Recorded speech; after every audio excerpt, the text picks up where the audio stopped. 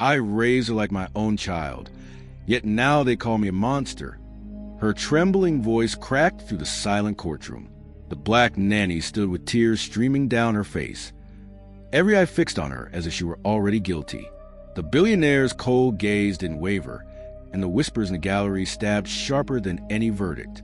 If this already made your blood boil, hit like and subscribe right now, because stories like this are still happening, and the world needs to hear them. The judge's gavel slammed against the bench. Order in the court. But his command drowned under the storm of voices. Murmurs turned to sneers.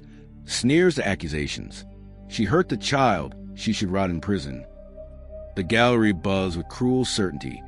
Strangers condemning a woman they had never truly known. At the defense table, the nanny gripped the wood so tightly her knuckles turned pale. Her chest rose and fell in uneven breaths, fear and fury mixing inside her. She tried to lock her gaze on a man she once trusted, the billionaire father of the little girl she loved.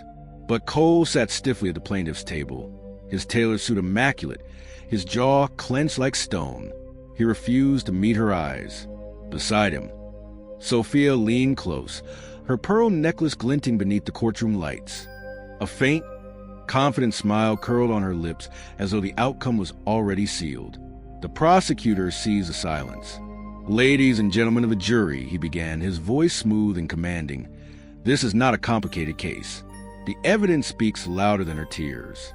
A child bears bruises, injuries suffered under care of this woman, and the child's father himself affirms the truth." The nanny shook her head violently, tears spilling down her face. "No, they're lies. I never laid a hand on her. She is my heart, my baby girl."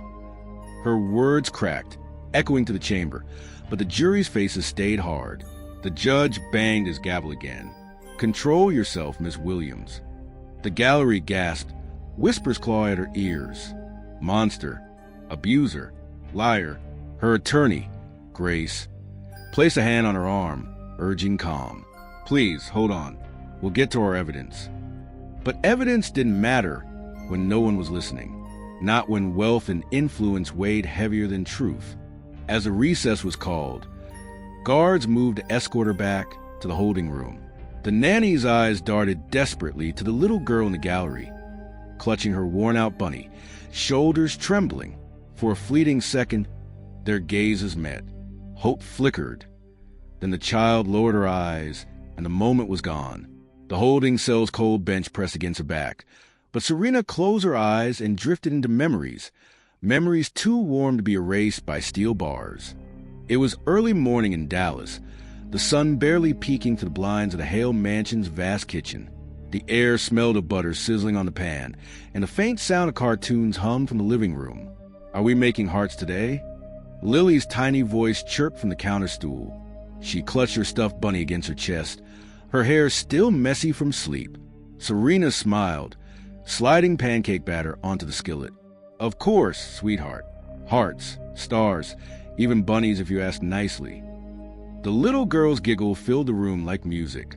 She leaned forward, eyes wide as Serena flipped the pancakes, her small fingers tapping the countertop in rhythm.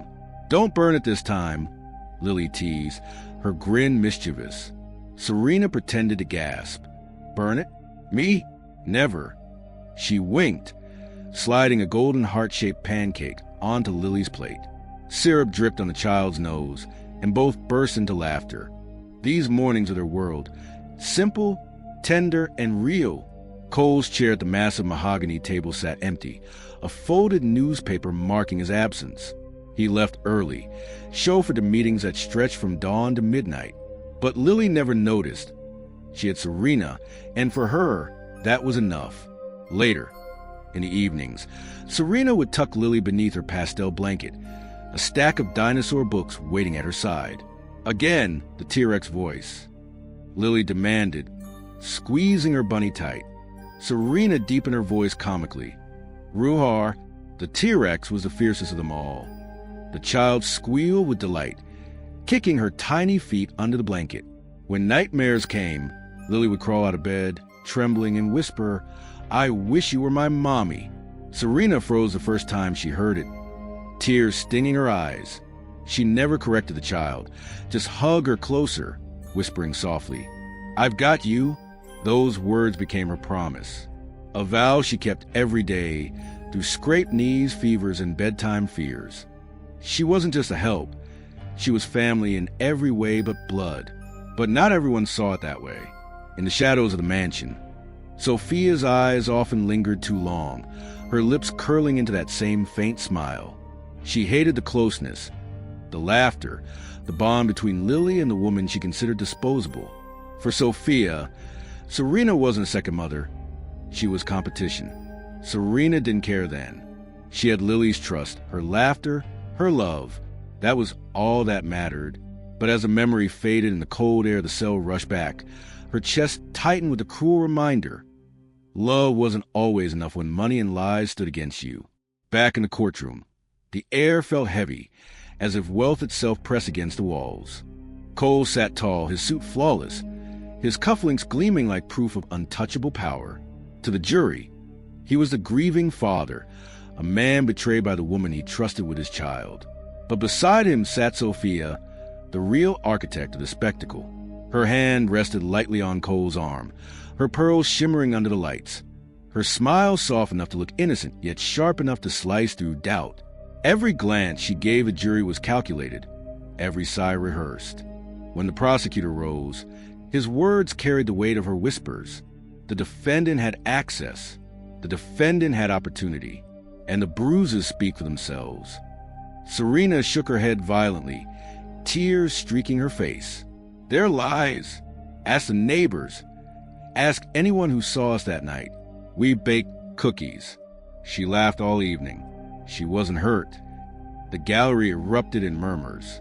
But instead of sympathy, there was disgust. "Excuses, lies, she's desperate." Grace, her defense attorney, whispered urgently, "Stay calm." Every outburst only fuels their story. How could she stay calm when truth was being buried alive? At the mansion, the same performance continued.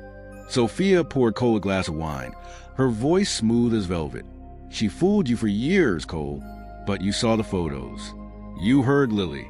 That woman is dangerous." Cole leaned against the window, his face pale. He remembered the laughter of pancakes and bedtime stories, the soft lullabies drifting through the halls. But Sophia's grip tightened on his hand, nails pressing against his skin like anchors. "You can't let guilt blind you. Think of your daughter. Protect her." Her words slid into him like smoke, choking the doubts before they could breathe. And outside the courtroom, the whispers spread like wildfire. Neighbors who once smiled at Serena now shook their heads. "We thought she was good, but you never really know." Strangers who never knew her name now spoke of her as a monster. To them, she wasn't Serena, the woman who loved a little girl more than her own life. She was just a black nanny, easy to blame, easy to discard.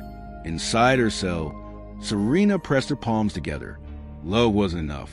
Not when power had already written the script. Not when money bought the stage, the audience, and the ending. But deep inside, a single spark of defiance refused to die. She had Lily's love. And love, she whispered to herself, could still fight back. If this happened right in front of you, what would you do? Tell me in the comments.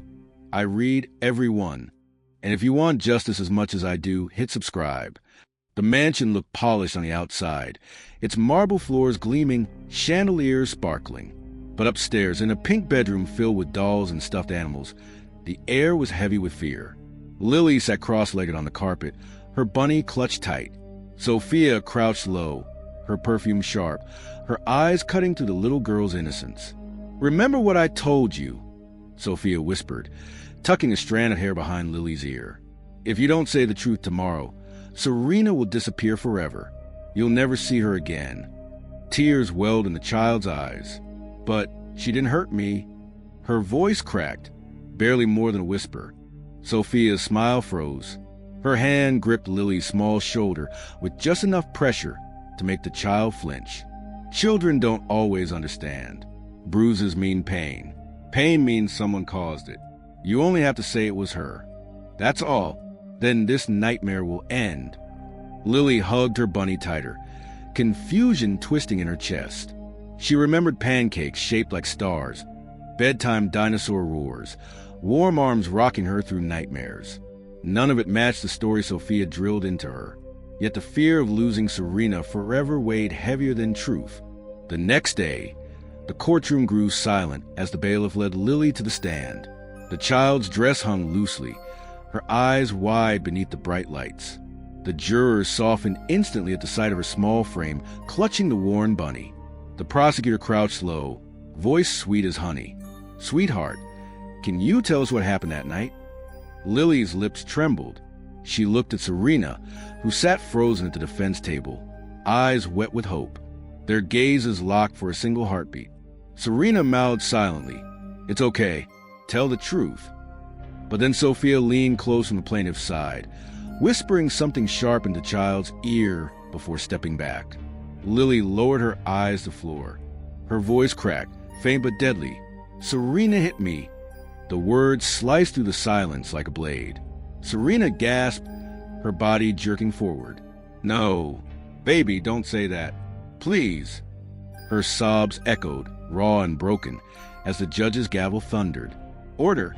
Control yourself, Miss Williams." But no order could stop the sound of her heart breaking.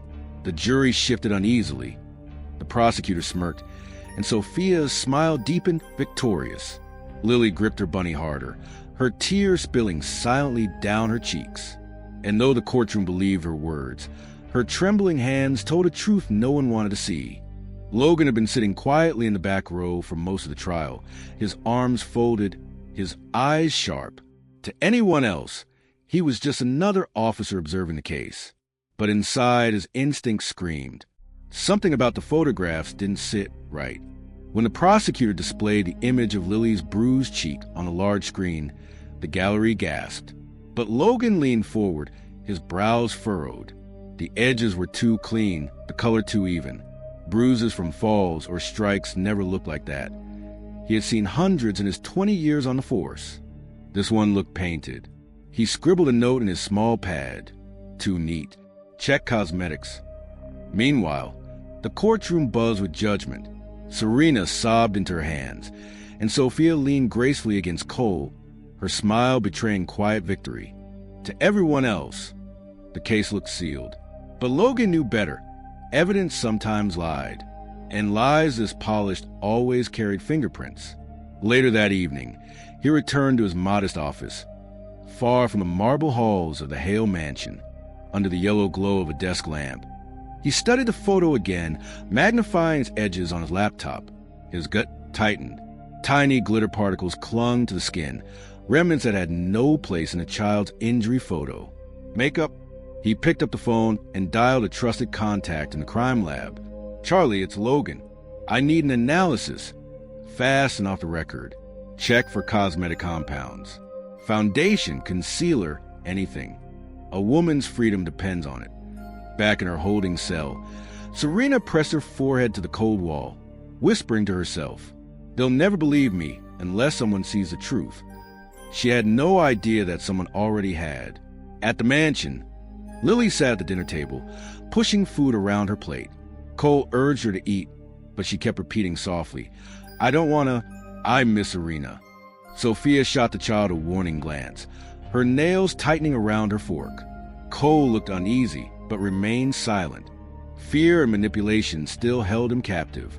Logan, meanwhile, stared at his notes. The more he replayed the trial in his mind, the more the pieces failed to fit. A billionaire's girlfriend whispering in court, a child's words trembling under pressure, and a bruise that looked painted on. It wasn't just suspicion anymore, it was certainty. He closed his notebook with a snap. "This isn't over," he muttered. And for the first time since the trial began, Serena had an ally, even if she didn't know it yet. The next morning, the courtroom was packed tighter than ever. Reporters filled the back rows, cameras ready to capture every tear and whisper. Serena sat at the defense table, her wrists still marked from handcuffs, her eyes swollen but burning with stubborn fire. Grace shuffled through her notes, whispering, "We're not beaten yet. Logan is digging. He's seen something." Serena only nodded faintly, though hope was a dangerous luxury inside these walls. The prosecution struck first. They called neighbors to the stand. Mrs. Porter, who once smiled kindly at Serena in the mornings, now spoke with unease. I often heard the child crying, "You never know what happens behind closed doors." Serena sprang forward, voice breaking. She cried because she missed her mother. She cried at storms, at scraped knees, never because I hurt her. The judge slammed his gavel. "One more outburst, Miss Williams, and you'll be held in contempt." The jury shifted in their seats, some frowning, some whispering. Every word felt like another stone on Serena's chest. Meanwhile, at the mansion, Cole sat silently during dinner. Lily poked at her food, her voice trembling. "Daddy, Serena didn't hurt me." Cole froze. For a moment, doubt flashed in his eyes. But Sophia's hand slid smoothly over his, her voice calm, commanding. "Sweetheart, you're confused. Sometimes love blinds us. Serena isn't who you think she is." Lily's shoulders slumped, her small body shaking with silent sobs. Cole looked away, too weak to fight the storm Sophia had built. But Logan wasn't weak. Late that night, in his cramped office, he spread papers across his desk. Pharmacy receipts confirmed Sophia had purchased concealer and foundation days before the bruise appeared. His pen circled the evidence in bold red ink. He leaned back, muttering, "Got you?" The next day, during a recess, Logan slipped quietly to Grace. "Keep her strong. Don't let her break. I'm closing in." Grace's eyes widened. "Do you have proof?" "Not yet," he admitted. "But I'm close. And when I get it, it'll unravel everything." Back in the courtroom, Serena's heart ached. She didn't know what Logan had found, only that her world was collapsing faster than she could hold it together. But somewhere inside the suffocating weight of lies, a spark of hope flickered. For the first time, someone besides her lawyer believed her. Someone was willing to fight back against money, against power, against the lie that had stolen her life. And that tiny spark was enough to keep her standing. The courtroom buzzed louder than ever when Logan finally stepped forward. He wasn't called as a witness by the prosecution, but Grace had insisted on presenting his findings. "Your Honor," Grace said, her voice steady despite the tension, "we request the court to examine new evidence." The judge raised a brow. "Proceed." Logan walked to the stand, placing a folder on the desk. His tone was calm, but firm. "In my 20 years of service, I've seen hundreds of real bruises. This photo," he pointed to the image projected on the screen, "is not one of them." A ripple of gasps spread through the gallery. Logan continued, flipping through receipts. 2 days before the supposed injury, Sophia purchased multiple cosmetic products: concealer, foundation, even shimmer powder. Lab analysis shows traces of these compounds on the child's skin. What you're looking at isn't blunt force trauma. It's makeup. The jury leaned forward, their eyes wide. Serena's breath caught in her chest. She clutched the table, trembling, as tears welled in her eyes. Not from despair this time, but from the first breath of hope. Sophia's smile faltered. She shifted in her seat, her fingers tightening around Cole's arm. "He's lying," she hissed. "He has no authority." But Cole was no longer listening to her. His eyes locked on Lily, who sat in the gallery, her bunny clutched tight. He remembered her whispered pleas. Serena didn't do it. The truth had been in his daughter's trembling voice all along. "Enough," Cole said, his voice rough, breaking the silence. "If this is true, then I let an innocent woman suffer." His shoulders slumped under the weight of guilt. For the first time, he turned toward Serena, his eyes filled not with coldness, but with regret. The judge slammed his gavel. "Order.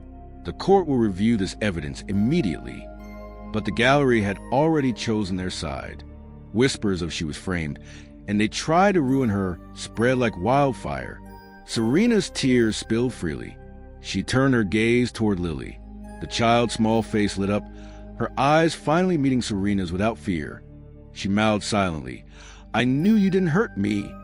In that moment, chains heavier than prison bars shattered. The trial wasn't over. The legal battle would continue.